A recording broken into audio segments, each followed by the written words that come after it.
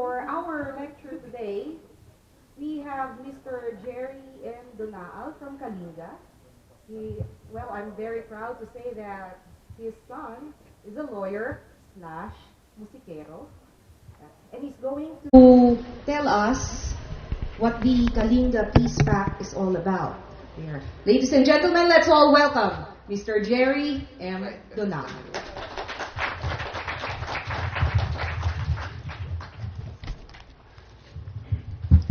Thank you, ma'am.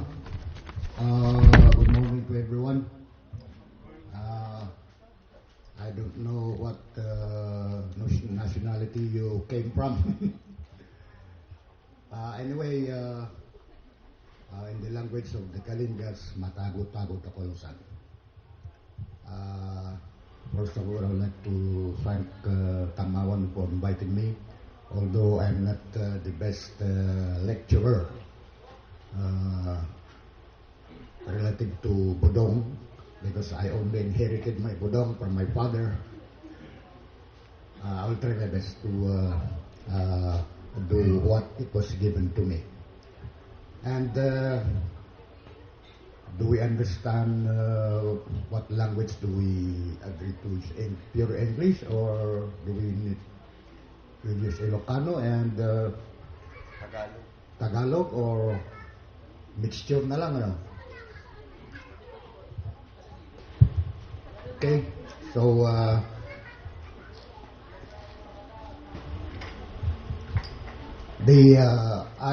believe yesterday you have heard the version of the Mountain Province Bodong from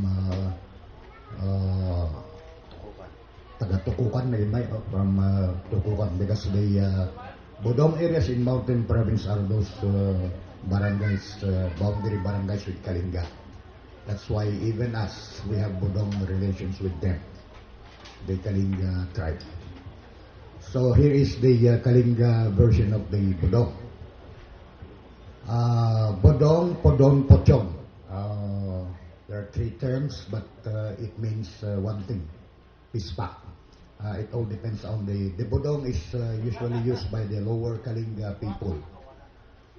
Podon is used by Upper Tanudan, and the Pochon is the term used by the Tinglayan group, the municipality of Tinglayan. But it all means the same thing. They only pronounce it differently.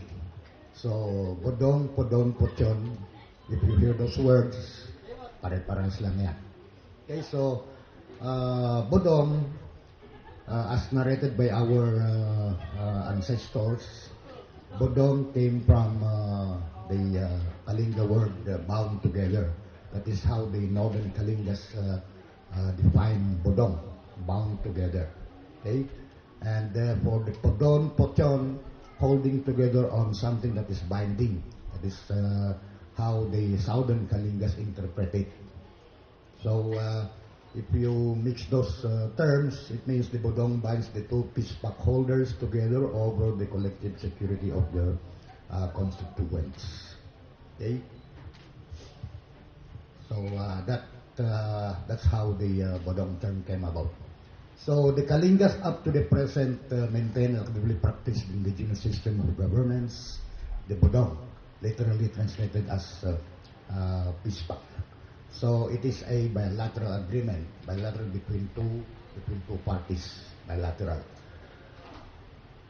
Between two tribes, sub-tribes, or ili villages.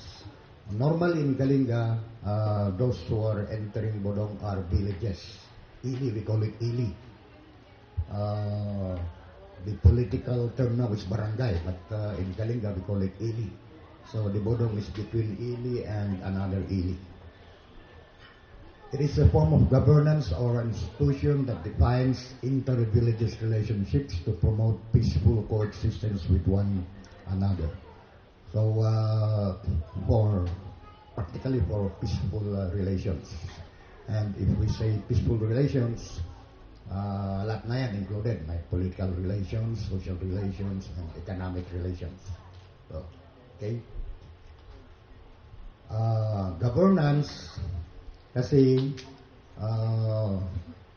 when our ancestors are telling stories, they're telling us that the Budong system existed uh, before the Constitution of the Philippines was framed. So they were saying perhaps the framers of the Philippine Constitution got their idea on the Budong. Because later on you'll find out that the Budong is a political, has a political structure. Next slide. Next. Mali. Practiced for generations, the Budong is as old as the memory of every Kalinga, ingrained and interwoven in their social and material culture as the way of life. A way of life. Because in everything they do, economic man, political, social, the Budong system is there. They always follow the ways of the Budong. So it became the way of life of the Kalingas. For now, there are 46 sub-tribes in Kalinga. Before the village in Kalinga called theirs as one tribe, but when the anthropologists came, they said there's only one tribe in Kalinga. So the components are sub-tribes. So we followed it, so we call it sub-tribes. There are 46 sub-tribes in Kalinga as per the NCIP records. And all these sub-tribes have an established Budong with each other. Lahat yan, may mga Budong. There are no available records, even the researchers of many researchers would tell us how the Budong started, when it started, and who started it. No, there are no validated research to tell us that information. However, what is common in all research works is that Budongs were established aimed at promoting social security, enhancing economic stability, and preserving cultural heritage. So I would like to explain further on this, because when we say Budong, the other people outside Kalinga were interpreting it as there is Budong because there is war, which is not. Actually, one of the stories told was one of the sub-tribes who started the Budong was on the economic aspect, barter. So that the other ili can barter his product to the other village, they form an alliance, an agreement. So it's not really a war. It's not really because of war that established the Budong, although it is one. But one of the first they were saying is the barter system before, because the medium of marketing before is barter. So that the other village can peacefully go to the other village and sell his products, they establish peaceful relations. But others, of course, we know stories will tell us that not only in Kalingas, even in the whole Cordillera, are famous for tribal wars, headhunting. So when they were tired of these tribal wars, they thought of establishing peaceful relations. So that's one angle of how the Budong started. So those are the purposes why they established the Budong: for social security, economic stability, and cultural heritage. Tapos na ito, no? So there are basic principles of the Budong. The Budong system adheres to the rule of law. We still respect that the national is still on top. No, it is on top from the customary law. So the Budong system, it does not contradict, but it complements the national law. Even now, even now, as we practice the Bodong, we're not going against the national law. No, it always follow the norms of the national law. There are only provisions that contradicts, like for example, the murder cases. Settlement, amicable settlement is allowed in the Bodong system. The national law are always telling us that you can only amicably settle the administrative aspect of it, but not the criminal aspect. That's what the lawyers are saying.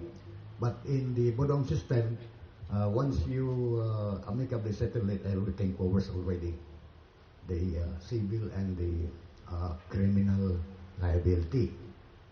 So that's that's one of the difference between the Bodong and the national justice system.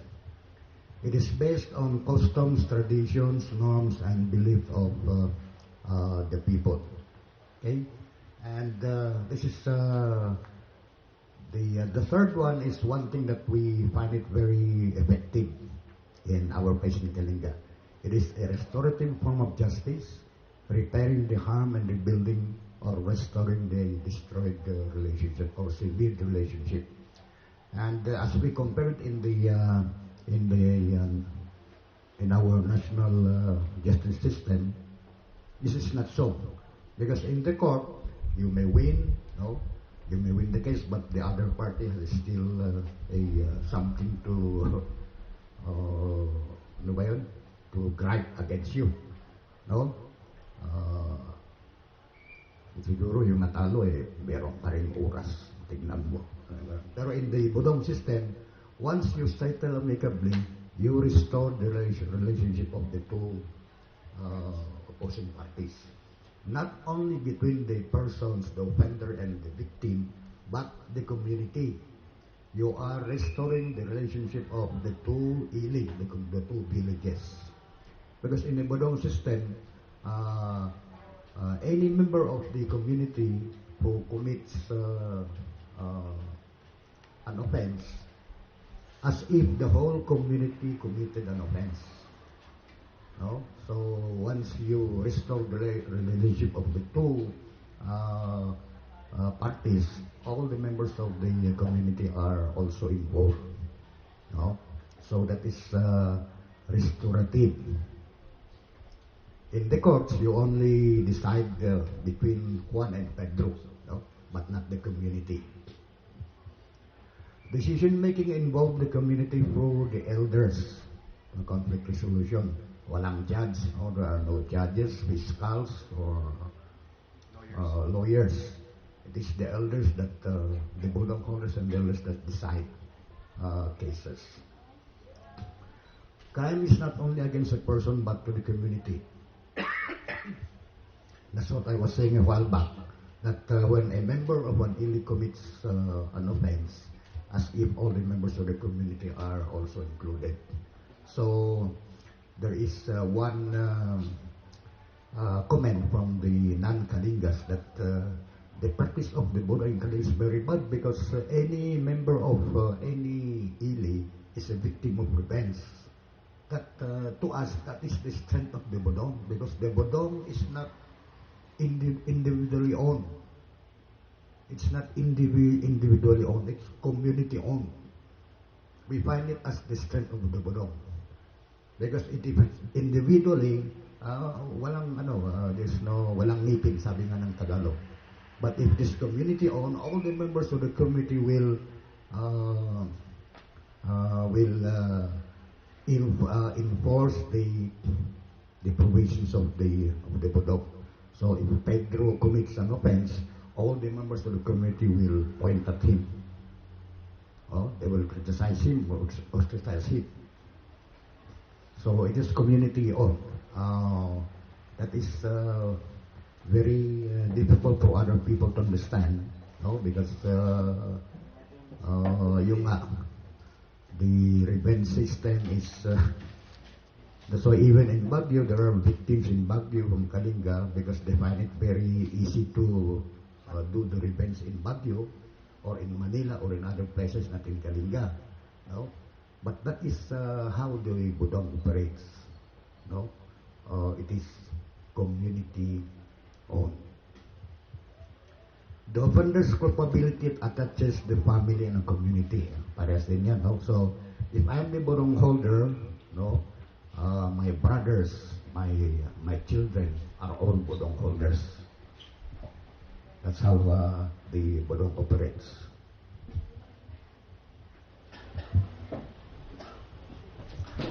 These are the elements of the Budong. So, if you notice here, that's why I said a while back, if you compare it to the Philippines, no, to become a state, meron kang territory, meron kang citizen, and you have a constitution. In the Budong, we have also like that, and this was established long time ago before the constitution was framed. We have the Bugis or Piglis, that is the territorial jurisdiction of an ili, defined by natural marks. So that is the territory of the village. We call it Bugis Piglis. If you read the IPRA, that is equivalent to our ancestral domain, the Bugis. What is IPRA? Indigenous Peoples' Rights Act. The new law, no, the Indigenous Peoples' Rights Act. If you see the definition of ancestral domain in the law, that is equivalent to Bugis in Kalinga or the Piglis in Kalinga. The territorial jurisdiction of an ili defined by natural marks. So if we speak of a Bugis or a territory, everything in the territory belongs to the ili or the village. Everything that's found in the land, underneath the land, belongs to the ili. Okay?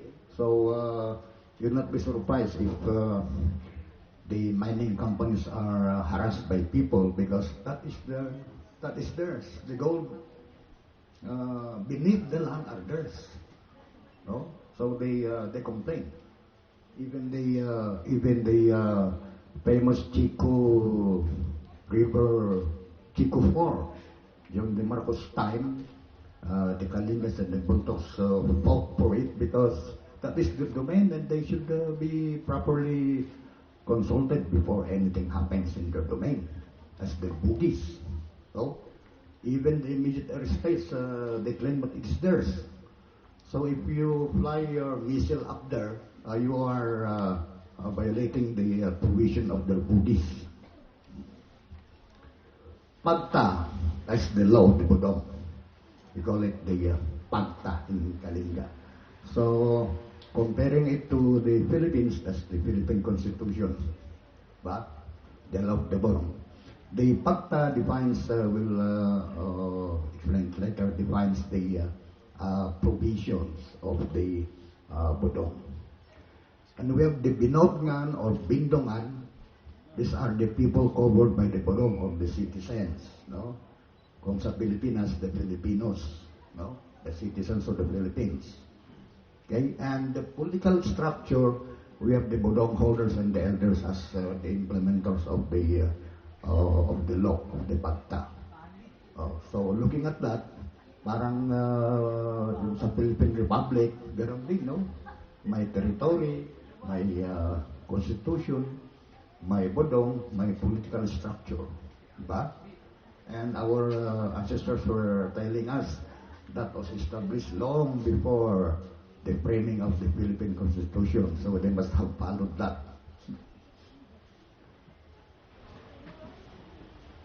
Bugis, this is I was saying a while back, the Bugis defines the village territorial domain with all its attributes.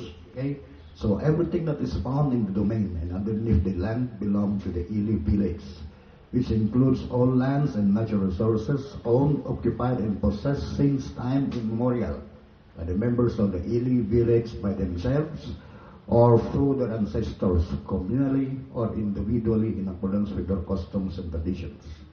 Any encroachment of any part of the Bugis by other village or villages is a violation of the Budong.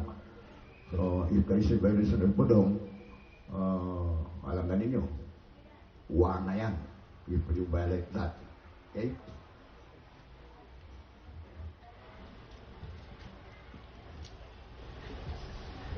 Pacta, okay? This is the constitution, the law of the Bodong.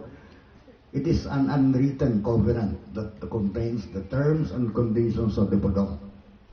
It expresses the common aspirations and ideals of all those who are covered by the Bodong.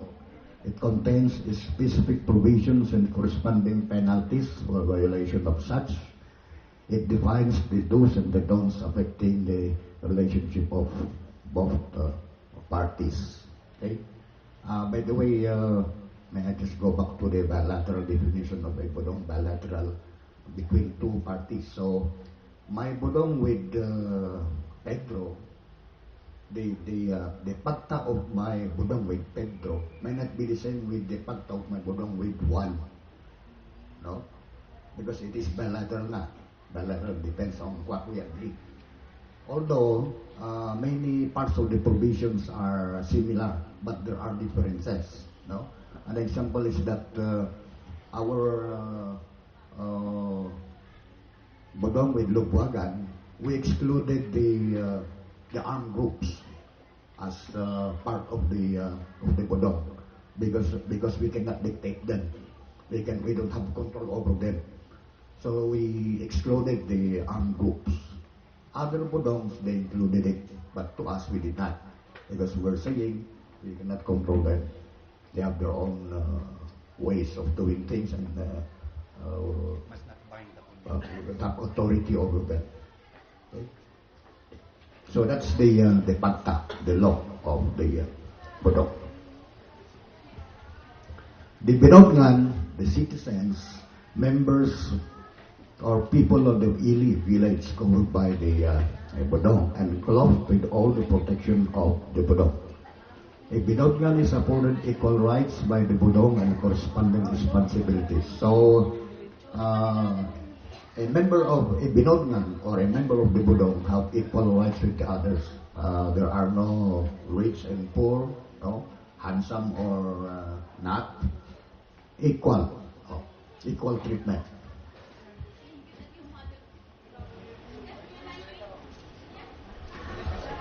Political structure. The administration of the justice system in the Bodong is through the Bodong holders and community elders. They facilitate the decision making and decides in all cases relative to the Bodong. In most cases, like tribal conflict, where there are death, we employ the system of mediators. Now we have what they call the mansasakusak. These are from neutral tribes, no? From neutral tribes who intervene. For example, if we break our Bodong with one, Pedro there, who is my kabudong also, and the kabudong of Juan, can intervene. He is a neutral person. So he cannot be touched because he is a neutral person. So he intervened to solve the problem between me and Juan. Oh? So we call them mansasakusak. And we have a very unique, in Mansasakusak, the Mansasakusak. Before a Mansasakusak will enter the case, he is clothed with authority by both parties. So we have a way of, may ritual pa yan eh. There is a ritual na we give him some semblance of authority, like a beads, no? And some, there are other things that we give him that he will always wear whenever he reject the case.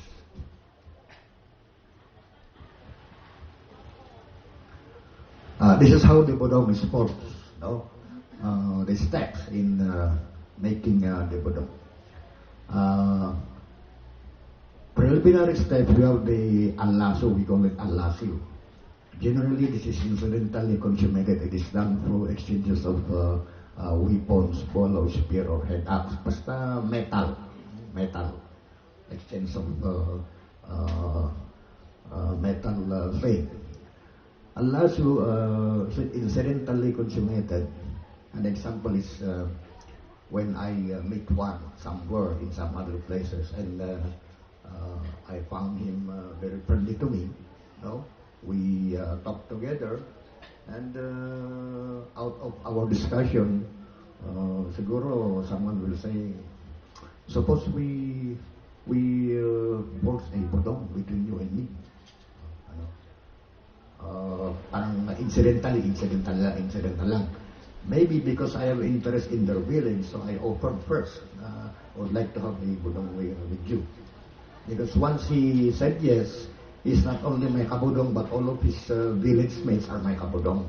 No? Lasiw.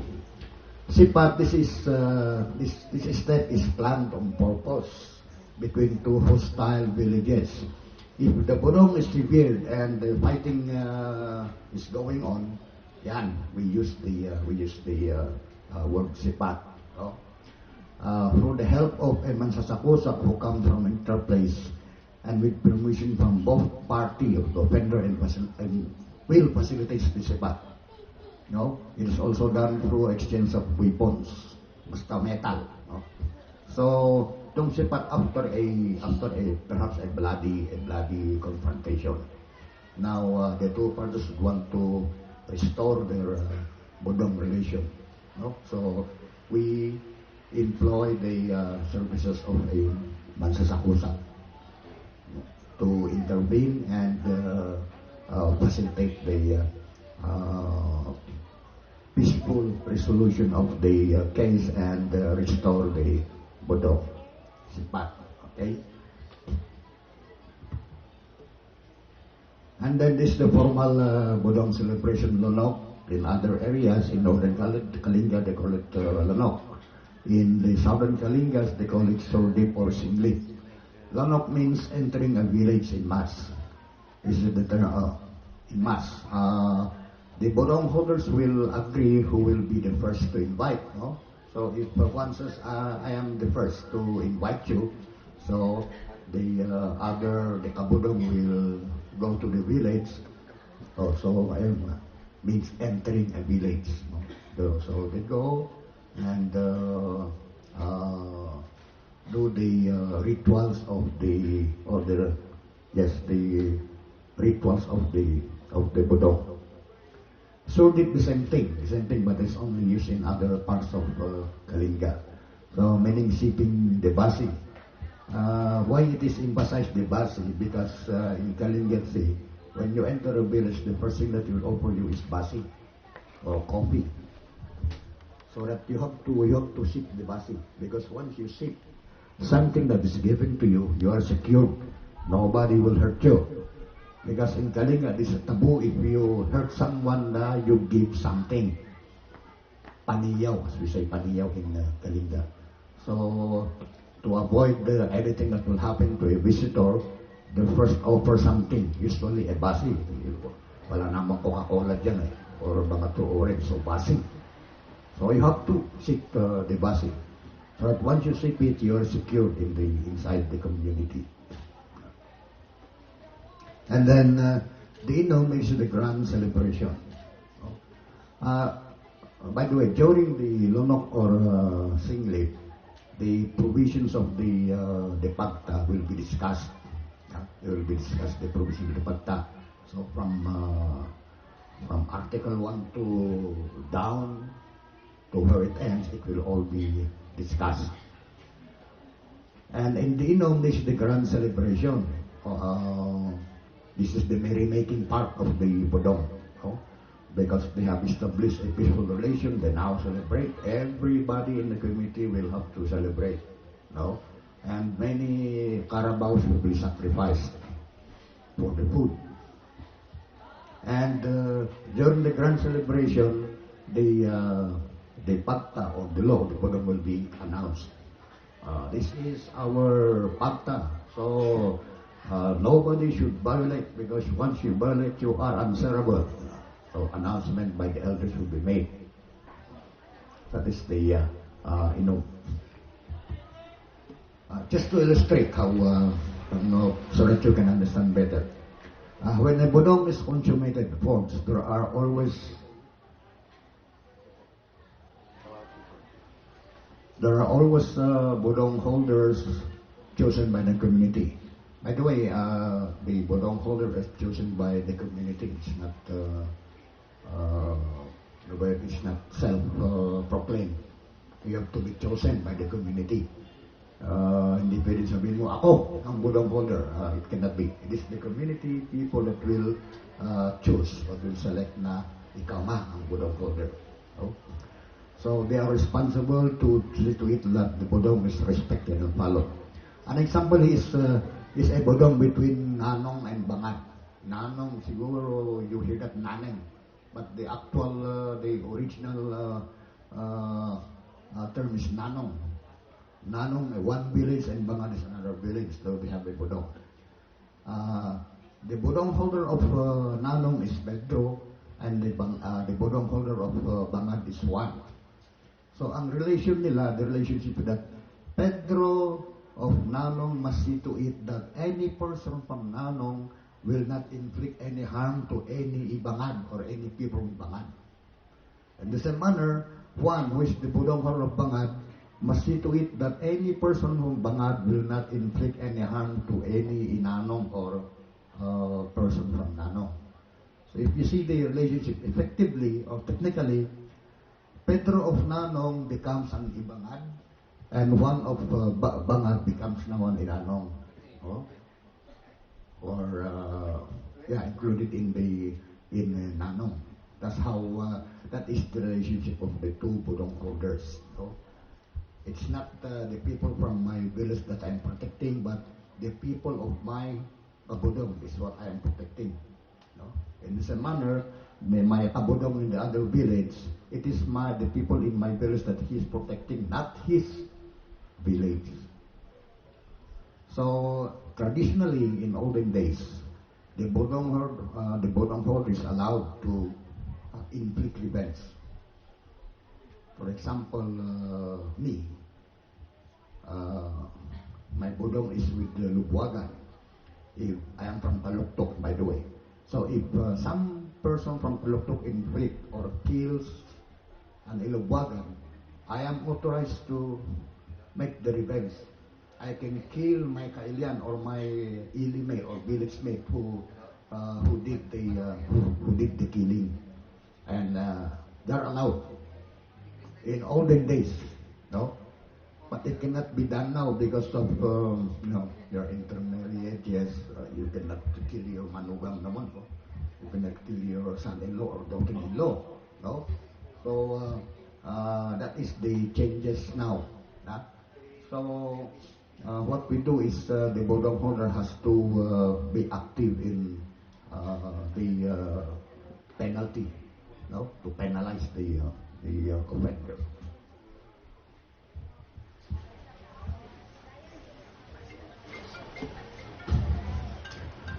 Ito, qualities of a bodong holder. That's why you know, not anybody can become a big bodong holder. May mga qualifications yan, no? One is, he is highly respected by the community, meaning he possesses the wisdom of a leader, honest and with integrity. He must also be economically stable, because every now and then, when your kabudong will come, you have to feed him. Not only feed him, but you have to respect him with, siguro, if you have a chicken or a pig, you butcher, because your kabudong are visiting your house. So expensive, it's very expensive. So you have to be economically stable. And belonging to a big family or clan. No? Because if something happens, if the people will not follow you, your family will go to war to your village mates. You have to impose the bodong. If they do not follow you, the whole family will go against the community. So you have to have a big clan so that the people will be, ano ba yun? They have to follow you. Yung highly respected, kasi there are people naman in the community who belong to big clans, who are rich, but in terms of respect, there are people who are not respected also there, even the Albates or even they belong to big clans because of some individual traits, no? So they should not become a Bodong holder. Although today,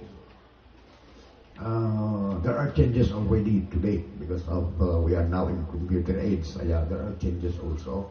No? Usually when the severance of the Bodong is caused by death, no, by death.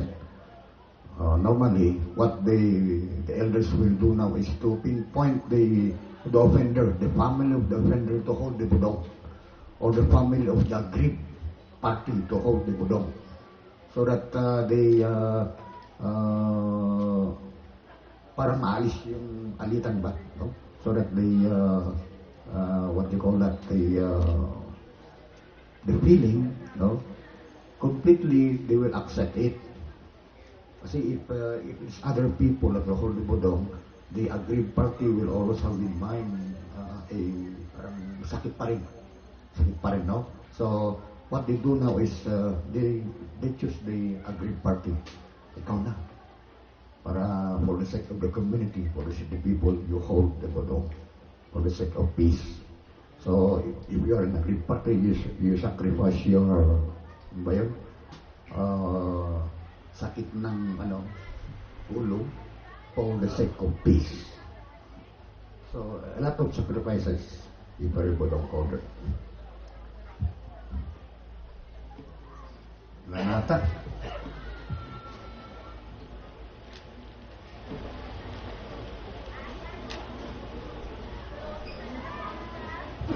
Ito yung generally these are the parts of the pagta, the law of the Bodong. First, we have the Bugis or Piglis, the territory of the Bodong. As I said, this is defined by natural landmarks. For example,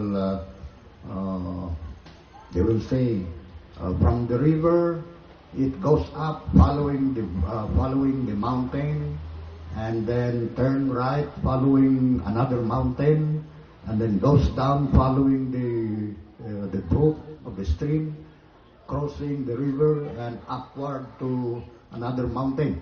There are names of mountain that you will name.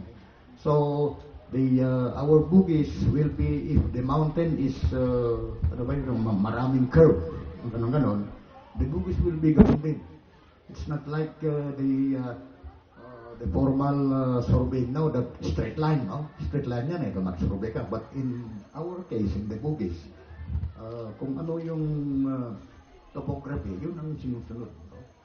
So if the river is going that way, it will follow that way. That is the boundary.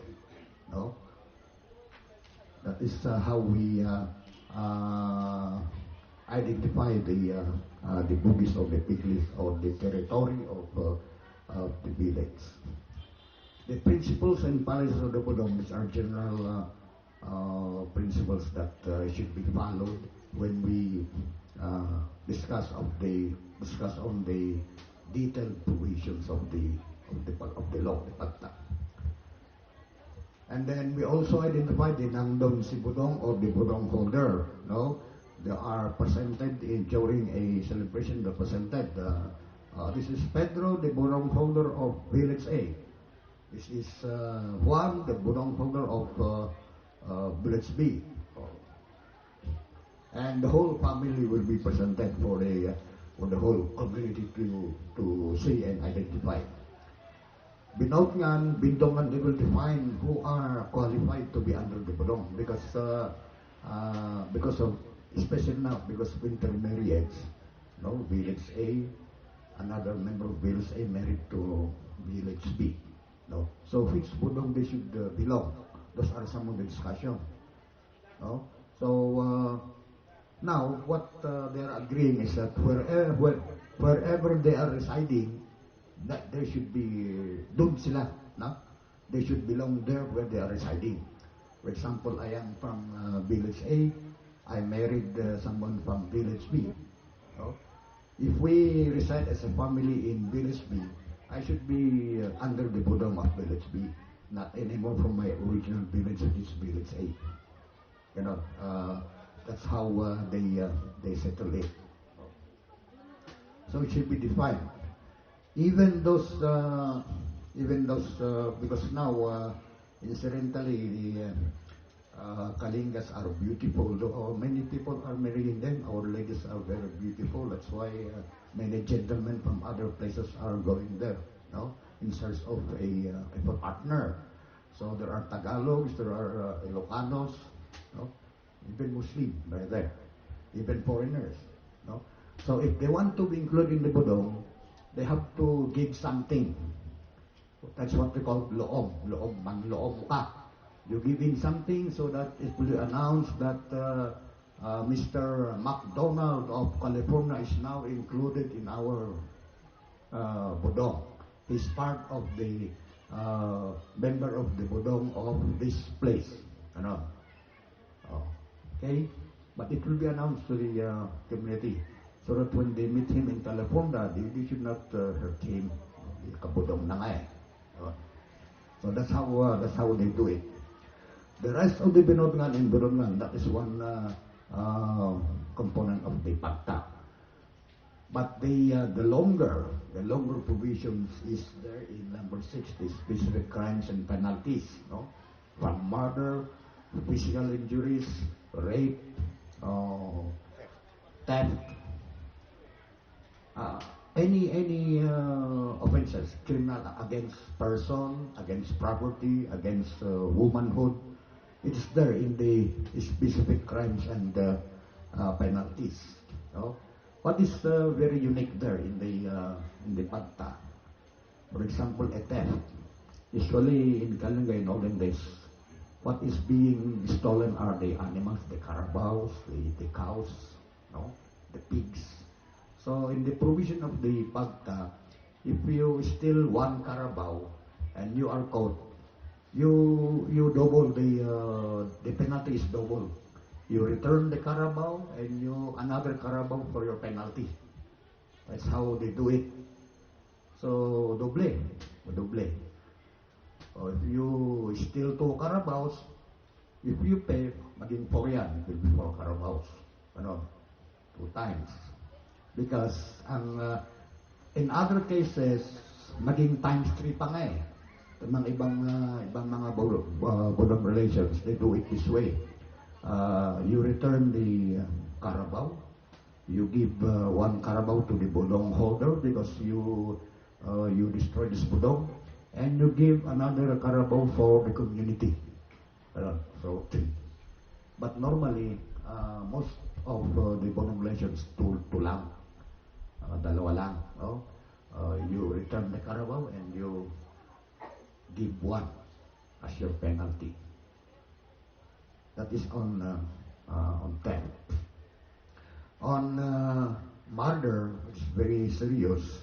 We measure the penalty in terms of carabaos because that is the medium of kasi carabaos walang pera.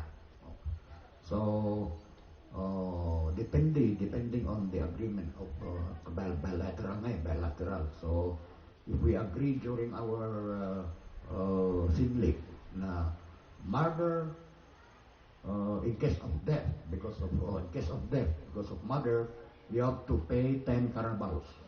So subit yung 10 carabaos. Ganon. They do not put in money in terms of carabaos. Today, what is being done now is the 10 carabaos remain, but they value it now in terms of money because it's very hard to look for carabaos. So how much is 1 carabao? If it's 40,000 times 10, the 400,000. That's what you give. That's what they're doing now. But before, talagang it's in the form of carabao or cows or sometimes yung mga original na beads, no? Gold necklaces.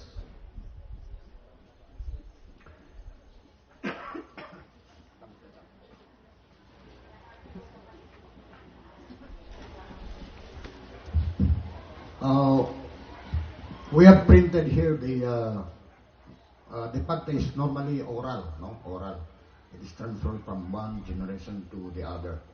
Kaya we just believe on the memory of the old people. But now, kasi there are many intelligent people now, many mga philosopher pa, they question the memory of the elders. So, the Kalinga Bodong Council, which was organized to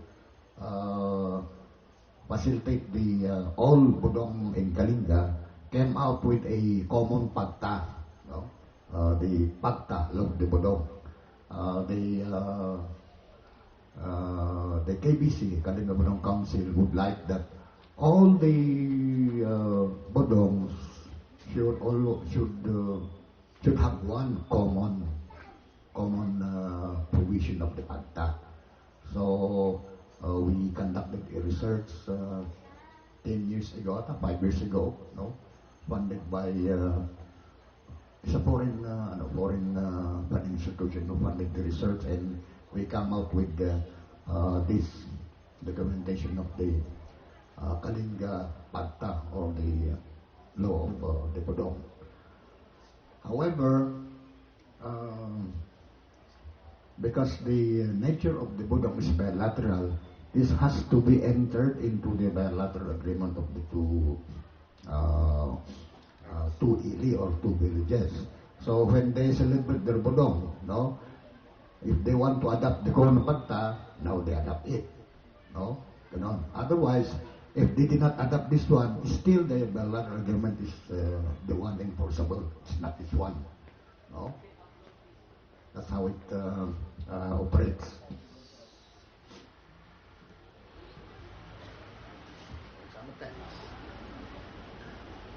Ito yung mga these are the common kasi itong mga basic crimes and terrorist murder, physical injuries, grave threat, theft, rape, land grabbing, squatting. Nadubli yun nabaliktad lang. Okay. Common ito, these are the common. There are other specific crimes, pero these are the common crimes committed. Accident just recently included. Accident. Because before there were no accident because they stayed in their own village. But now, because we go out from our village and go to other places, you ride in buses, you ride in cars, there are accidents. So it's now an addition in the pagta in case of accident. But generally, these are the ones covered. Yung land grabbing, we get paternate in the English term kasi before they call it violation of the Bugis, the domain, no? Because once you enter the Bugis of an ili without permission, as a very very immediate cause of trouble, no? So land is very precious to them. Even a square meter, very precious to them. They go to war even with 1 square meter of land. No? Murder is only recently that it is it's very recently that it's the cause of many severance of the Bodong, no? Because of we go out from our village and we meet some other places. But before, there were no much murder because they stayed in their own villages. There are only murder when there are planned headhunting or there are planned vengeance that we go there and revenge. But it was not a very popular or very popular cause of Bodong severance before. Kasi madalang ngayon. What is common there is the theft and land grabbing. That is the common cause of conflict before. It's only recently now that moral and physical injuries are more serious. Yung nga, because we mingle with other people. We go to video, okay, the boys go to video, okay, they got drunk and they bash each other. So the bodong is affected. No? Ganun yun. But before, wala naman ganun. So if you analyze it, yung mga for example, in Tabok, the non-Bunoding were saying, itong bodong ninyo, it attracts tribal war. No, it's not. No. Precisely, it was not. It was established to stop tribal war. Diba? To have peace. Otherwise, kung walang tribal noon, siguro walang budong. No. There were many cases that the events happened in Baguio. One of my relative, ni anak ni Badem, no? From Mangali was stabbed, the student of UP, because of what happened in Kalinga. So it spread in the other areas. So in our common path here, we declare, the KBC declare that when the Bodong is severed, all the other places outside of the Bugis are deemed mataguan, meaning zone of life. No? The meaning there is, when the Bodong is severed, you should not do your revenge in Baguio. You should not do your revenge in Manila or Tuguegarao or outside the Bugis of Kalinga, to protect the students, no, the other village mates that are working here. So that is the purpose of why the KBC declared it as a Mataguan. First, before, it was in Tabuk that was declared a Mataguan area or a zone of life. Siguro you will understand that the areas of Bulanao and Tabuk, and Bulanao and Dagupan in Tabuk is metropolitan, no? Mixture of people are there. So, and nobody claims to be Bugistarian, no? There is no tribe or village that will protect that area because it is a government center, no? So normally when there are events, they do it there in that area, Bulanong to Tabuk. So the Kalinga Bodong Council declared it as a Mataguan area or a zone of life that we who are practicing Bodong should not do our revenge there in that area, because that is the center of governance, center of education, center of commerce.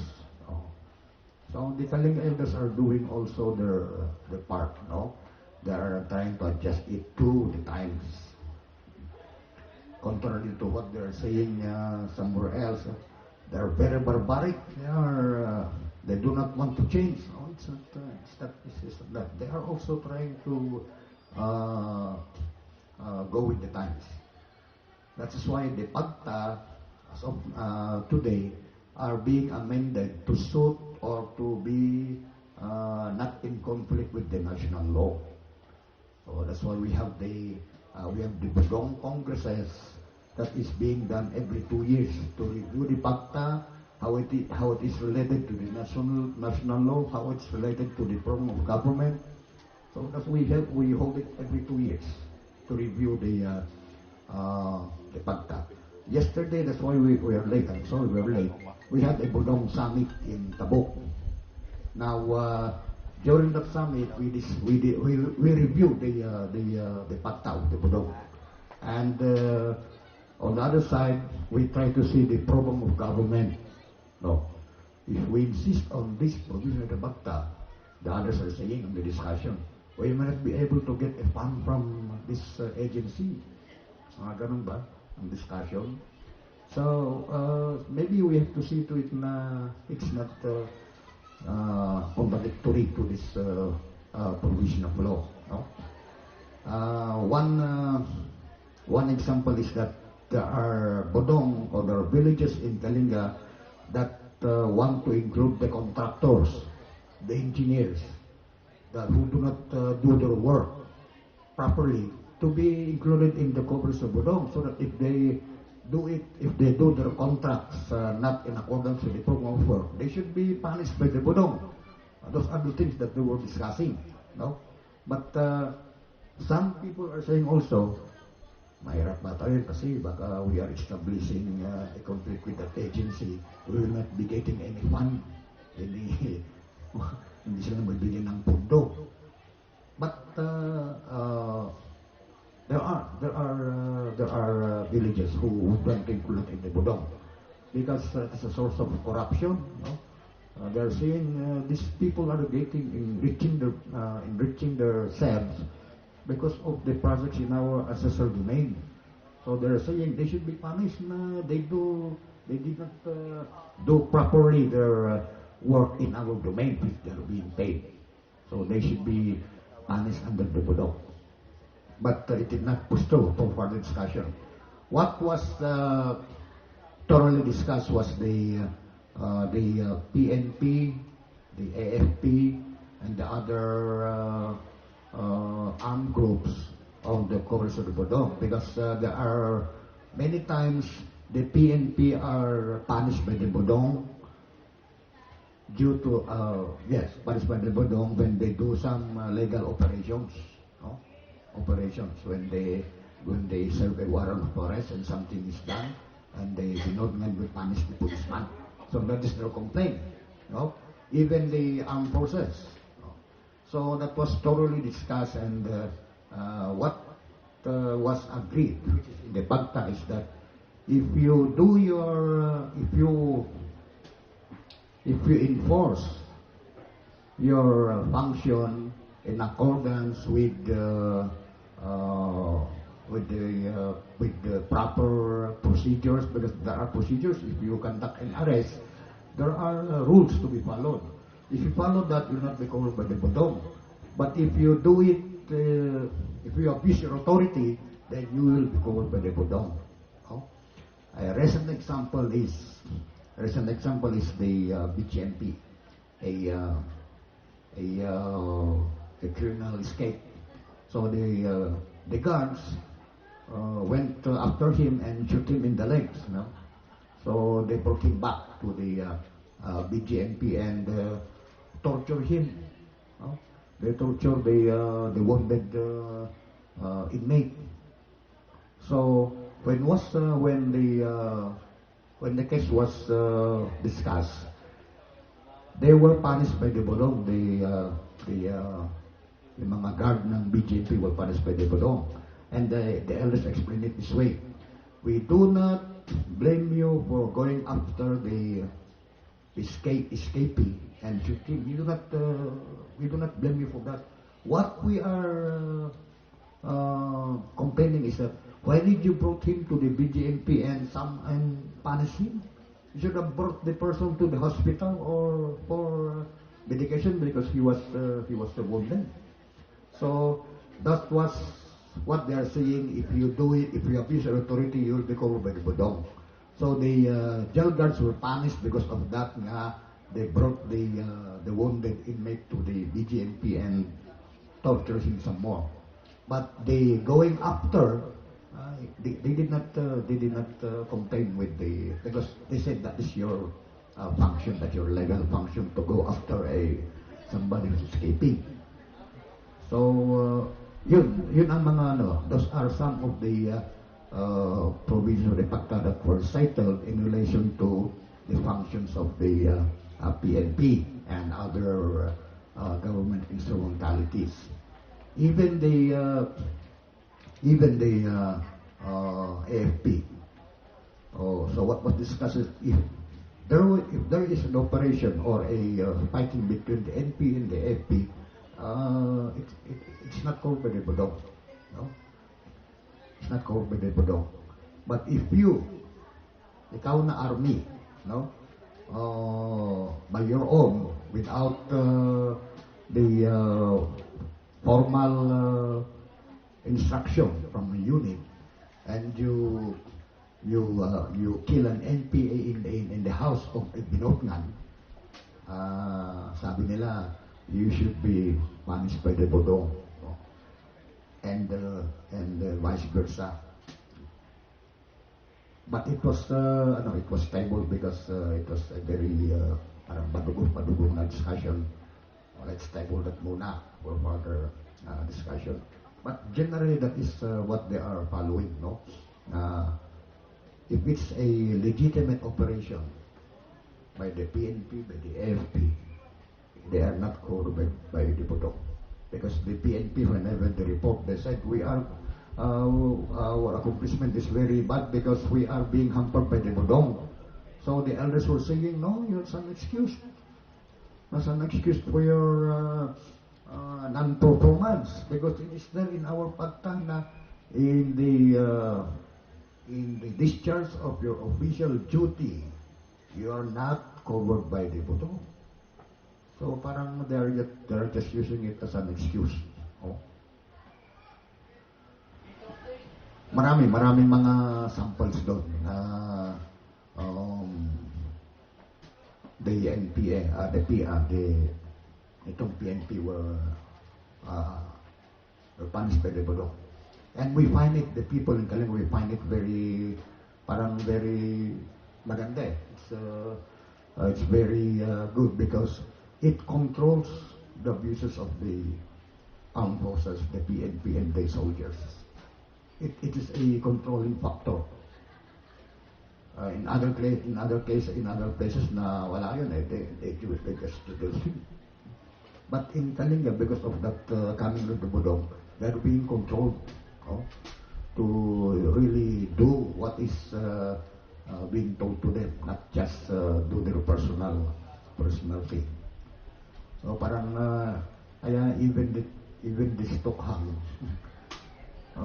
medyo mahina ang performance daw kasi because of that. We always say, please refrain from judicial killing. We do not mind if you kill really a drug pusher or what, but no to judicial killing because the Bodong will not allow that. Kaya medyo mahina ang performance ng PNP doon sa Kalinga.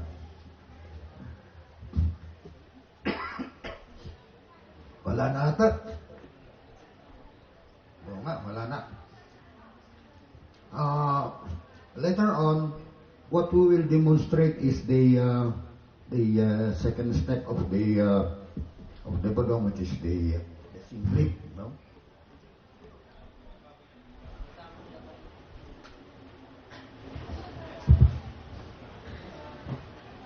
Singlip, the second step of the Bodong. I brought two conflicting villages from Balinsiyagaw and Dakalan. They will be performing their sipat here, or Singlip here. No? Will not be showing the complete processes, the rituals, but just a glimpse of what will be done during the Singlip. Because during that Singlip, the pagta or the logam will be discussed. No? That is the time that the law, the provisions of the relationship will be properly discussed. It will, as I said, it will not be very comprehensive, not be very complete, but we try to explain the other things that are missing during the performance. Okay? So the premise is that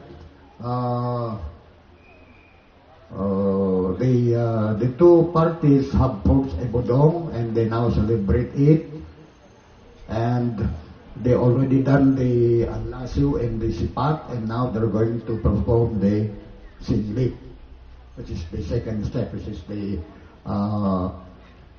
other village will enter the village of this Kapodong. Okay, so I don't know if you can still, if you can imagine or understand if it will be done. No, we'll try to explain it later. So I think that's the end of my presentation. If there are any other, if there are questions or inquiries, maybe we can give some little time. About us. We try to entertain any other inquiries if there are. Yes?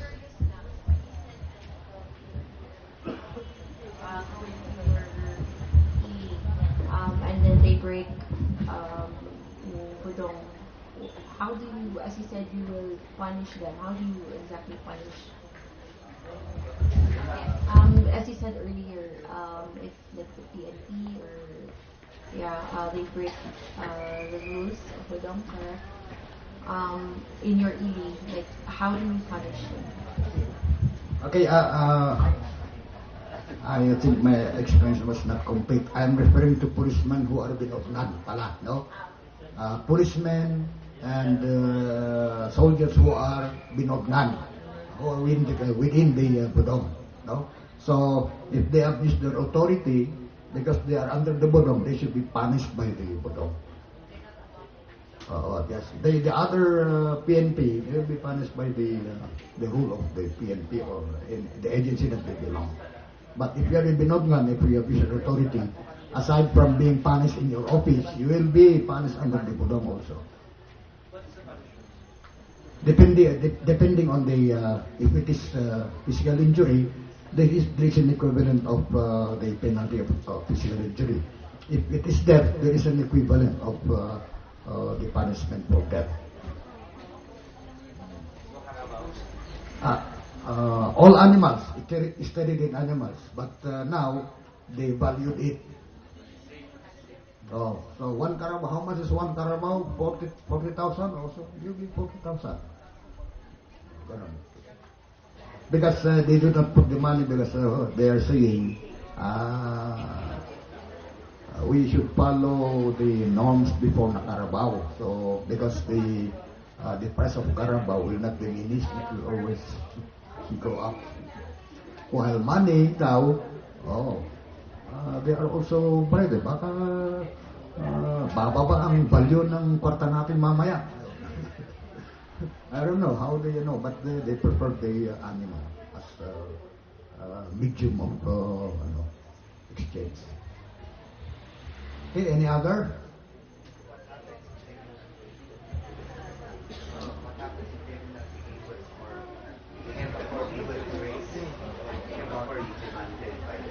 Their properties are being run after the Budong holder. Just like the promotion, the sheriff will, the audience will order the sheriff to. So if you have a rice field, if you will not, if you refuse to pay that, the Budong holder and the elders of the community will testify. Okay, you, the aggrieved party, you go and occupy that land. Yeah, no. You congratulate, you go until that land, that's yours. That's automatic yan. Yeah. And if you're the offender, you cannot go after that because it's the whole community and the elders who are saying no, it will be given to the aggrieved party. In order to preserve the peaceful relation. Yes. Yeah. One, yes, sir.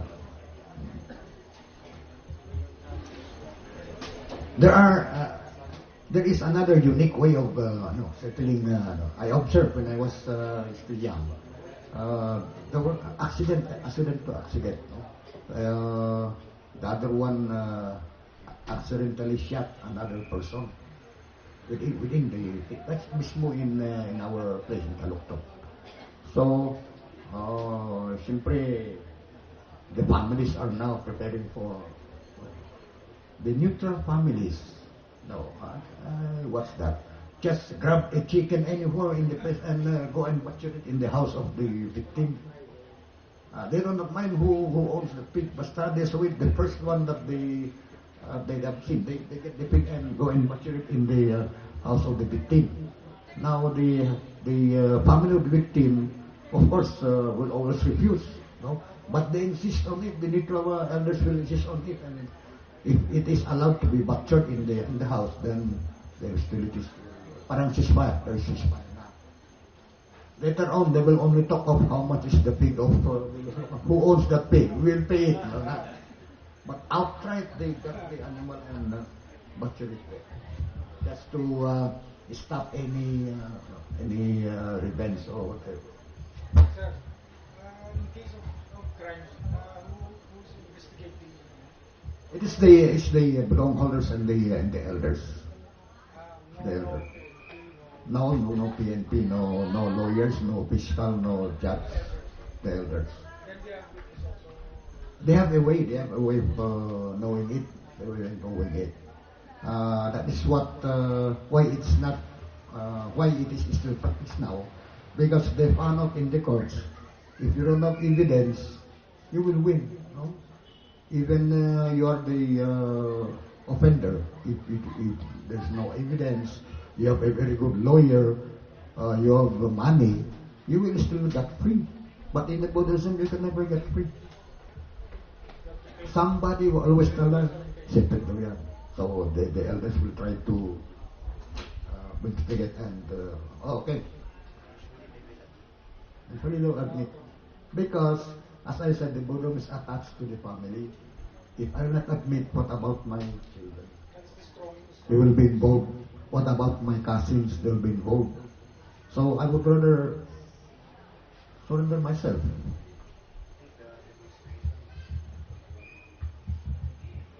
Okay, so it was the demonstration.